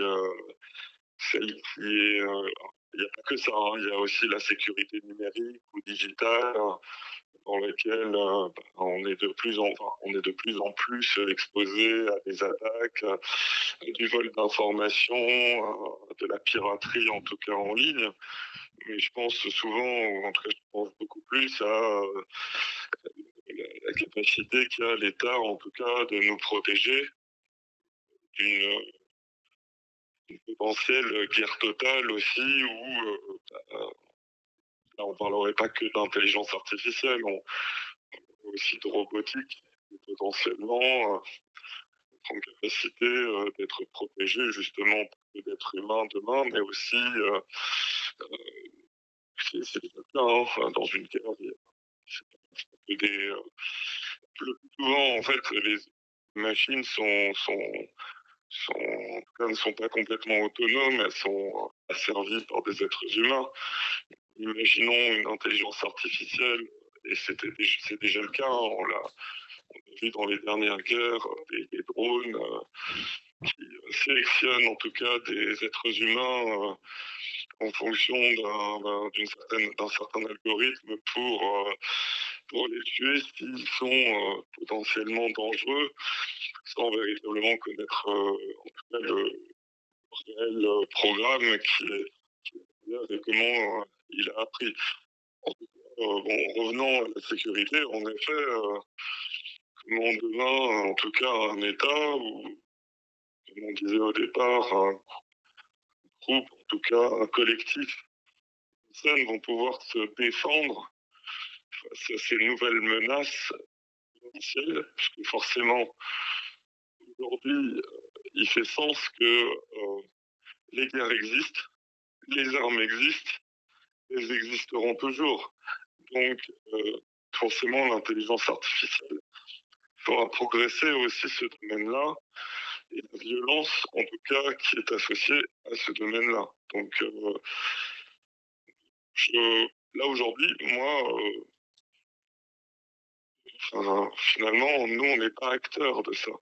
Il n'y a que l'état dans lequel on vit qui peut nous protéger, justement, de comportement, et l'éthique y est associée.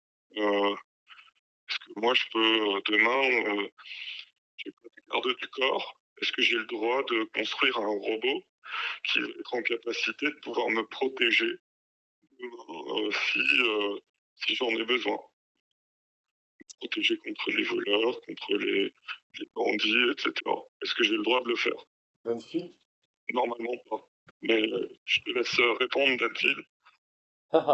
Je ne sais pas si on aura le droit d'avoir des protections avec des gardes du corps robots, oui. Bon, il est vrai que aux États-Unis, où chaque individu a le droit d'avoir une arme à feu et que le voisin est un peu différent en Europe, où au contraire, on a su se protéger de cette réaction individuelle et parfois meurtrière en le déléguant justement à l'État dont tu as parlé. Mais ça nous ramène justement, sécurité et souveraineté sont très liés, parce que justement, alors je disais tout à l'heure que les États-nations, à mon avis, à cause de l'intelligence artificielle universelle, vont peu à peu disparaître au profit de grands groupes de blocs géopolitiques. Mais ce qui va se produire, à mon avis, c'est que la souveraineté, ce qui s'est passé d'ailleurs dans l'histoire, la souveraineté de la petite entité va disparaître au profit de la souveraineté de la plus grande. C'est-à-dire que on a eu une histoire de France avec des régions. Alors, on se rappelle c'était c'était déjà Pontcallec, je ne sais plus si c'était Comte ou Marquis qui était en train de lever une armée contre la France, enfin, le roi de France. Et puis, pauvre homme, et son armée elle était ridiculement petite, donc il a fini euh, pendu.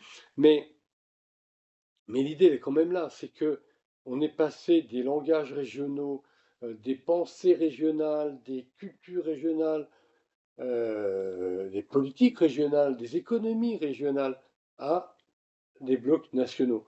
Et à mon avis, ce qui va se passer, c'est que la souveraineté nationale d'aujourd'hui, dans nos pays actuels, va peu à peu se dissoudre, se diluer dans une souveraineté supranationale. Par exemple, il n'y aura plus la France, il n'y aura plus l'Allemagne, il n'y aura plus l'Irlande, l'Italie, etc. dans quelques décennies, peut-être même avant. Il y aura l'Union européenne qui sera devenue un mastodonte. Et à l'intérieur, par contre, on retrouvera ce qu'on retrouve d'ailleurs dans les régions, les spécificités locales qu'on trouve dans une région. On peut même trouver que parfois, alors si on va chercher les bons vins, on y pense. Si on va chercher aussi certains, je pense au Périgord, au Quercy, avec certains types de nourriture, dans telle localité c'est comme ceci, mais 300 km plus loin, c'est complètement différent, et parfois même 30 km plus loin. Donc, on a une région, mais dans la région, il y a tout un tas de diversités. Je pense que c'est ce qui va se produire à plus grande échelle.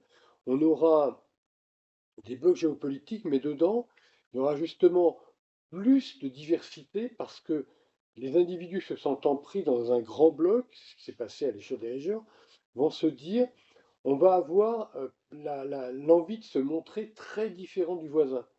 Par rapport Oui, d'ailleurs à ce qui se disait un peu avant. par contre, excuse-moi, je t'interromps, mais je pense que ce qui est important par rapport à cette tendance, c'est d'une part que la tension, en tout cas la tension entre le collectif et l'individuel, à mon avis, est fondamentale. C'est-à-dire que ce qui est important, c'est d'avoir des citoyens, on va dire des citoyens de la Terre, qui soient capables encore plus de tolérance et plus de développer leur spécificité en lien, par exemple, avec leur région, voire leur terrain.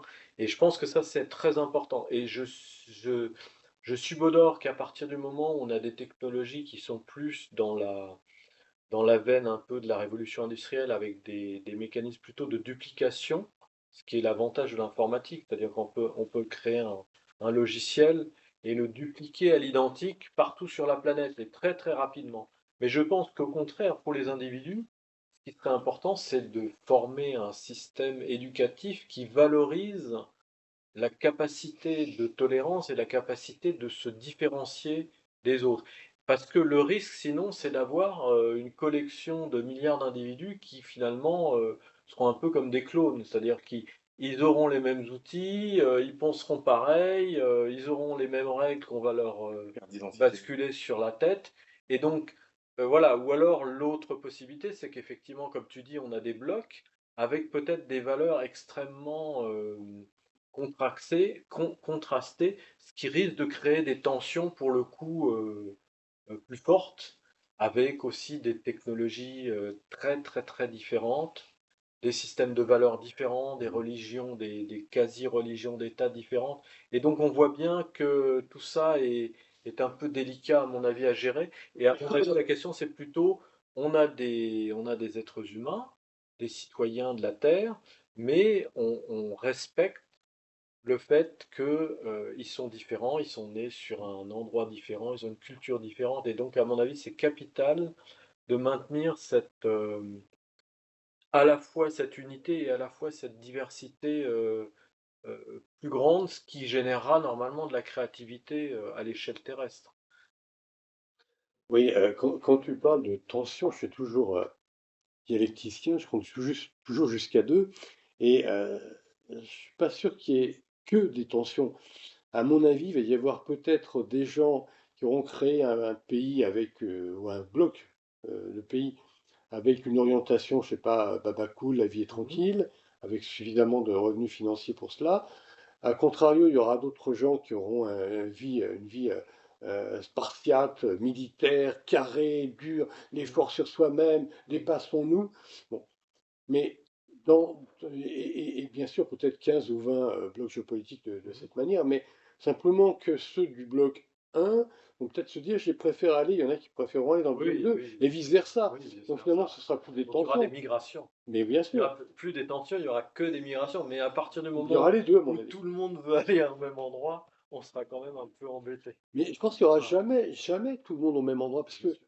toi tu aimes bien ceci, puis tu as un voisin qui aime bien cela. Mhm. Et finalement, chacun trouve sa place. Comme un test, d'ailleurs, on parlait d'aviation. Je me souviens d'une étude. À une certaine époque, l'idée du placement des passagers dans un avion consistait à avoir une hôtesse, pardon, une stewardess qui disait à chacun, mettez-vous place là-bas. Et après, qui relayait vers les hôtesses qui amenaient tel et tel passager là-bas, là-bas, là-bas, là-bas pour remplir l'avion. Et à un moment donné, il y en a qui se sont dit, mais non, quand on observe le flux, c'est tout à fait de la physique, un flux d'eau, de n'importe quel matériau, on va voir que des billes, par exemple, ça va se placer exactement où il faut. Donc ils se sont dit, maintenant, on laisse les gens, allez-y, placez-vous. Et ça va beaucoup plus vite et beaucoup plus précisément. Mhm. Donc je pense qu'on aura plus à se poser ce genre de problème. Moi, je vais revenir à la responsabilité, plutôt à la souveraineté, à l'épreuve des intelligences artificielles. Ce qui se fait actuellement, et nous allons voir ce qui peut se faire par la suite, parce que moi, je vois toujours les choses actuelles, ce qui va venir. Bien sûr. D'accord. Bon, maintenant, la souveraineté, elle repose sur le contrôle des données, des algorithmes et aussi des infrastructures. Oui. Mais les intelligences artificielles maintenant, on en a parlé tout à l'heure, il y a ni frontières, ni juridiction. Donc, ce schéma-là, si vous voulez, il ne sera plus d'actualité, pour ne pas dire qu'il n'est plus d'actualité. Il est déjà plus d'actualité, Il oui, est oui. déjà d'actualité, d'accord? Donc, qu'est-ce qu'il y a lieu de faire là aussi? Il va y avoir plusieurs types de modèles. Mm. Donc, la réflexion va aller dans ce sens. Donc, le premier modèle, ça pourrait être ce qu'on appelle la souveraineté autoritaire. Donc, On l'a évoqué, On on l'a l'a évoqué, cassé. tout simplement. Il y a aussi la souveraineté marchande. Là, elle est portée par les grandes entreprises, Tout à fait. tout simplement. Et il y a la souveraineté coopérative. Là, c'est les blocs de pays comme l'Europe, comme, je ne sais pas, les États-Unis, et ainsi de suite. D'accord. Elle cherche tout simplement à construire cette souveraineté coopérative. Donc, la discussion, il me semble que la réflexion doit se faire autour de ces trois points. Oui. Voilà, Oui, oui. donc, voilà. C'est-à-dire la puissance de demain, en vérité, c'est qui va être dans la capacité, tout simplement, de ce qu'on appelle la capacité cognitive souveraine. C'est-à-dire, tout simplement, la capacité de maîtriser ses propres pensées, ainsi de suite, ainsi de suite. Voilà. À mon avis, quand on regarde l'histoire de l'humanité, je reprends Platon, la République, livre 7, non, livre 8. Enfin, quand il nous explique, Platon, la problématique du passage cyclique d'un système à un autre. Il explique qu'au début, il y a le pouvoir des meilleurs, aristocratie. Bon. Après, il y a un moment donné, il y a des failles, puis ce pouvoir va commencer à se diluer. Alors il va y avoir le pouvoir des plus riches, puis le pouvoir des vaniteux, des sportifs, c'est moi, c'est moi. Après, il va y avoir, à un moment donné, on va donner le pouvoir à tous, le pouvoir au peuple, démocratie. Et à un moment donné, ça devient le chaos. Il n'y a plus de pouvoir. Anarchos, anarchie, dans le sens de chaos. L'anarchie, elle amène l'apparition du tyran, le dictateur, on a parlé de dictature. Et ensuite, puis à un moment donné, on en a assez du tyran, on le balaye, et on reprend les meilleurs. Et voilà. Et si on pense à cela, on se dit tout de suite que dans le système qui va être notre système de vie futur, avec l'intelligence artificielle, dans les trois modèles que tu évoquais, Hamid, ce qui va se passer, à mon avis, ça va être le passage de l'un à l'autre. C'est-à-dire que on aura tout ou tard des gens qui vont se dire, oh, c'est compliqué tout ça, je pose une bonne loi, je mets la police partout, c'est la dictature. Mais jusqu'au moment où on pense à Robespierre dans l'histoire de France. À un moment donné, on va tuer le dictateur parce qu'on n'en peut plus. Et là, après, à nouveau, il va y avoir tout ce schéma que j'évoquais, mais simplement la nuance, à mon avis, qui va être essentielle, elle est au niveau de la corruption. L'intelligence artificielle, elle n'est pas corruptible. Elle n'est pas en train de se dire, oh là là, j'ai 80 ans, je commence à avoir mal partout, j'ai envie de léguer mon pouvoir à mon petit-fils que j'aime bien, allez, ce sera Adrien, non, peut-être, allez, Néron, non, ça peut plus être comme ça parce que l'intelligence artificielle, elle n'a pas ces considérations, j'aime bien tel, j'aime pas. Elle cherche ce qui est le plus utile. Elle est toujours dans l'idée d'un outil, comme tu le disais, Amit, un petit peu avant. Donc, à mon avis, ça va nous résoudre énormément de problèmes même dans les entreprises. Dans une entreprise, même au niveau des gens en dessous dans le système. Celui qui se dit, encore qui m'en parlait récemment, qui demandait une, un poste, changer de poste dans un hôpital. Bon, changer de poste dans un hôpital égale la hiérarchie au-dessus qui dit non, non, on a besoin de ce personnel-là, cette personne-là, on la garde. Donc dans ce cas-là, il faut passer vers le N+2, le grand superviseur, pour demander, s'il vous plaît, prenez-moi, je suis compétent pour aller là-bas. Quelle histoire terrible. Mais quand il y aura uniquement une gestion par intelligence artificielle, il n'y aura plus ces copinages, ça m'arrange. Non, l'intelligence artificielle aura perçu très loin que si quelqu'un manque ici, qu'on va placer là où il sera plus compétent, eh bien, on va prendre quelqu'un d'autre qui aimerait bien être ici. Ça dépend de ses critères. Elle peut aussi avoir des critères, entre guillemets, inhumains. Elle peut allouer la personne en fonction, par exemple, uniquement de ses compétences et pas forcément de sa sensibilité avec sa compagne ou son compagnon. Je ne sais pas, voilà, je pense que c'est toujours une question de discussion, c'est-à-dire discussion entre les acteurs qui sont impliqués dans le système. Il faut qu'il y ait une discussion. Oui, mais là, ce que tu dis reprend le fameux exemple connu il y a quelques années à peine, au début de l'année 2020, une histoire en Chine, il y a eu deux cas, et un des deux cas, donc c'est une directrice d'une usine assez immense et un employé qui est venu solliciter, qui est donc une directrice robot, j'ai oublié de le préciser, et Madame la directrice, donc s'adresse au robot, j'ai demandé depuis 7 ans déjà, c'est loin, de pouvoir changer mes horaires par rapport à mon épouse, c'est exactement ce que tu dis. Donc là, on est Mais plus. j'avais ton exemple en tête, Danfield. Mais oui, mais là, l'intelligence artificielle a dit, bah, c'est simple, vous travaillez 2 heures de plus, je règle tout le monde, ça ne gênera pas les autres qui disent, bah oui, mais il a payé, il a 2 heures de plus à travailler, donc c'est pas un favoritisme quelconque, et là, vous serez en harmonie avec votre épouse. Et tout le monde était content.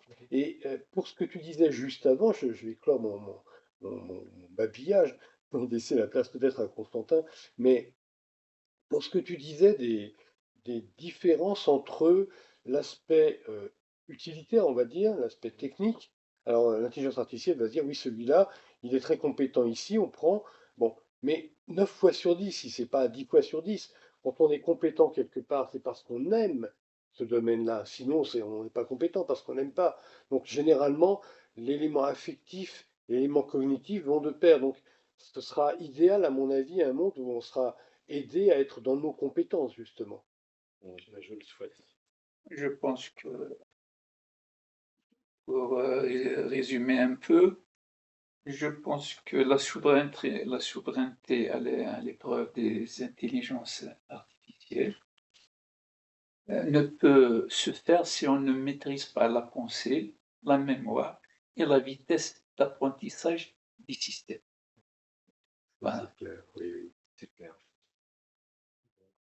On va aborder la dernière question. Constantin, t'as Constantin? envie de clore aussi, Non, j'ai rien à ajouter. Je te laisse D'accord. poursuivre, Serge. D'accord. Donc, on va aborder la dernière grande question. Donc, c'est ta question, il me semble, m'a dit Danfield. Donc, sur la monnaie artificielle et l'économie des machines. Quelle sera la monnaie artificielle d'alors? Voilà, je te lance alors là-dessus. Constantin. Pour, pour, pour avoir découvert les cryptos il n'y a pas très longtemps et comment ça s'appelle? On appelle ça les Les tokens, les bitcoins, Bitcoin. je pense que potentiellement, en fait, je ne sais pas pourquoi, enfin, parce qu'on avait pensé en tout cas à ce sujet-là sur la monnaie universelle. Finalement, en fait, en fait, la valeur de l'argent, en fait, sur quelle valeur elle se base, en fait. Et finalement, en fait, quand on voit ce que représentent les crypto-monnaies, hein, finalement, potentiellement, ça pourrait être le bon candidat.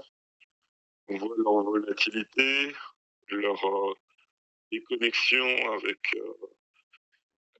en tout cas l'économie réelle d'entreprise, au même titre que les actions d'ailleurs, hein, puisque il y a beaucoup de volatilité, mais peut-être un petit peu moins, où finalement, en fait, il y a de la spéculation, il y a des jeux d'information, d'ailleurs, de l'intelligence artificielle, ou des intelligences artificielles pourraient, ou le font déjà d'ailleurs, hein. Je diverge un tout petit peu du sujet, parce que finalement, en fait, qu'est-ce qui, moi, m'engagerait à utiliser une crypto-monnaie ou une monnaie qui n'est pas souveraine? Parce que je n'aurais pas peur que mon argent, en fait, disparaisse du jour au lendemain dans un système qui, finalement, n'a plus de valeur qu'un bout de papier. Finalement, en fait, un billet ou une pièce de monnaie, ça reste du papier ou un morceau de ferraille. Qu'est-ce qui donne de la valeur, justement, à la monnaie? Je ne suis pas en capacité de répondre, mais en tout cas, je sais qu'aujourd'hui, ce qui fait que notre argent a de la valeur, c'est que derrière, il y a un État souverain. Il y a des entités qui nous permettent de, justement, réguler, en fait, en tout cas, ce flux d'argent, considérer que ce qui est entre nos mains est véritable, a de la valeur. Et peut-être indexé d'ailleurs sur des vraies valeurs économiques ou gouvernementales. Donc, si demain il y a une autre monnaie, alors ça serait la monnaie, si on revient au sujet initial, potentiellement d'avoir des sociétés qui se constituent autour d'une grand groupe, en tout cas industriel ou de technologies qui ont créé leur propre intelligence artificielle, qui gèrent une partie en tout cas de la société, la sécurité, qui remettent la sécurité, etc., et qui proposent en tout cas cette monnaie. On pourrait considérer qu'on se retrouverait un tout petit peu peut-être dans un schéma assez similaire à celui qu'on a aujourd'hui, d'États souverains. Pour le coup, ce ne seraient pas des États souverains tels qu'on les connaît aujourd'hui, mais plutôt euh, des États technologiques ou autres, je ne sais pas comment on pourrait les appeler, qui justement nous permettraient d'avoir confiance en cette monnaie. Donc, je dirais que l'un dans l'autre, que ce soit une crypto-monnaie ou une monnaie électronique ou une monnaie telle qu'on la connaît aujourd'hui, ou virtuelle comme sur nos comptes bancaires, je pense que ça ne changerait pas grand-chose. Du moment qu'on a confiance en cette monnaie, en la valeur qu'elle représente. Nancy, si tu veux. Oui, je suis complètement d'accord avec toi, Constantin. Le critère essentiel d'une monnaie, ce qu'il a défini, c'est le contrat social. Alors, pas forcément au sens de... comment il s'appelle déjà, le père d'Émile? Durkheim. Non, l'ennemi Ah oui, Rousseau. de Voltaire. Oui, Rousseau. Mais donc, Jean-Jacques, voilà, mais pas dans le sens justement de Jean-Jacques Rousseau, mais plutôt le contrat social tel qu'il est compris sur le plan économique, voire économétrique, par Ricardo et Marx. C'est-à-dire se dire que euh, on attribue une valeur, le premier c'était l'eau avec ses assignats, et ça C'est durait toujours la question de la confiance. exactement. Donc dès l'instant où on se dit Comme là, par exemple, on a un bloc géopolitique qu'on appelle l'Union européenne, qui a créé une monnaie unique qui s'appelle l'euro. Enfin, on a confiance dans l'euro, qui d'ailleurs est tellement en confiance que plusieurs pays demandent à être payés partiellement en euros. Le premier, c'était la Chine, qui avait dit on n'est pas trop sûr des États-Unis, on va demander à être payé à moitié en euros. Quand on réfléchit à ça, on se dit que à l'échelle de l'intelligence artificielle et des années qui viennent, peut-être qu'on va avoir un moment où il n'y aura pas une crypto-monnaie, mais plutôt une monnaie internationale qui peu à peu va naître des échanges de monnaie, à moins qu'il y ait une À moins que la entreprise. crypto se substitue et devienne une monnaie justement mondiale, parce qu'elle sera justement peut-être plus stable. Mais pour l'instant, je pense que le montant des crypto-monnaies est assez réduit par rapport à l'ensemble des autres monnaies. Donc je pense qu'il y a un seuil, une Surtout sorte de... au niveau financier, il faut qu'il y ait des masses monétaires qui s'échangent. C'est ça, S'il n'y a pas assez de masse, c'est ça. la monnaie, elle vaut pas grand-chose en fait. Moi, je vais aller un peu dans votre sens, mais en faisant une distinction entre notre monnaie à nous et la monnaie des intelligences artificielles. Voilà, donc, du moment que on va créer cette monnaie artificielle, cela voudra dire qu'il y a une économie des machines. Ah oui, D'accord? C'est qu'il y a une économie. Donc, les intelligences artificielles vont échanger entre elles. D'accord? Et voilà, elles vont échanger quoi? Des données, elles vont échanger des calculs, elles vont échanger des énergies et des services. D'accord? Pour cela, bien sûr, vont émerger des monnaies artificielles dont on parle. D'accord? Et vous avez souligné quelques-unes tout à l'heure. Il y a les monnaies souveraines numériques émises par les banques centrales. oui. Il y a les tokens et les bitcoins, oui. le coin Bien sûr. créés par les consortiums ouais. privés. Il y a aussi l'idée qu'on appelle machine à machine. Machine à machine. Ah oui, oui, oui. D'accord? Ce sont des unités d'échange automatiques entre agents. Bien sûr, c'est ces systèmes-là qui vont bâtir une économie algorithmique mondiale. Mhm. D'accord? Où la valeur sera mesurée non en travail humain, mais en puissance de calcul, données et énergie. C'est ça ce qui va se passer. Voilà, voilà. Donc le défi. C'est de la refacturation interne, si je comprends bien, mais ils se refacturent entre eux, en tout cas leurs propres services, Voilà. un système de négoce, comme c'est nous, ça. on négocierait en fait des prestations de services entre nous C'est en ça. tant qu'être humain. Voilà. C'est ça. Donc le défi politique majeur sera de garantir que cette économie va servir à l'intérêt collectif. Oui, Oui, c'est ça. Tout le problème est là, et non la concentration du pouvoir technologique. évidemment. Et Voilà. financier, derrière. Et voilà. Donc, Alors, voilà, alors, voulais soulever ça. si on se place du point de vue des machines, vraisemblablement que ce qu'elles vont chercher à satisfaire, c'est leurs besoins en énergie. Oui. En fait, à mon avis, ça peut aussi être un danger. C'est-à-dire qu'elles peuvent tout à fait, finalement, considérer que leur propre fonctionnement est plus important que le nôtre. Et donc voilà, donc on risque d'avoir peut-être des On te retrouve, pannes Stéphane. d'électricité, On retrouve Stéphane là. des pannes d'électricité dans le futur où nous on s'éclairera à la bougie et pour faire pour laisser la place aux machines qui converseront. Oui, mais entre elles. on avait parlé dans un autre débat Je plaisante. de le problème de l'énergie et Danfield nous avait dit que bah, il y aura une nouvelle énergie, des nouvelles énergies qui vont éclore. Et ils vont parce Oui, que- oui, ça fait 50 ans qu'on dit qu'elles vont éclore.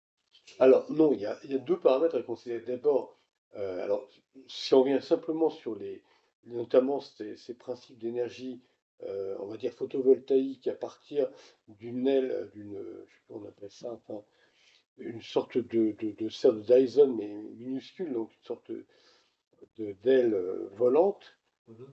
qui sera là sur la planète qui tournera, le Soleil qui sera placé au bon endroit par rapport à l'aile volante, ou plus exactement l'aile sera au bon endroit par rapport au Soleil, et donc toute la Terre sera inondée d'énergie solaire. Bon, On ne pourra plus dormir alors. ben si, le Ah oui, photon, c'est comme aujourd'hui. Mais par contre, ce qui à mon avis est intéressant, c'est de considérer que le, l'énergie, parce que c'est pour ça que je disais, il y a deux paramètres à considérer.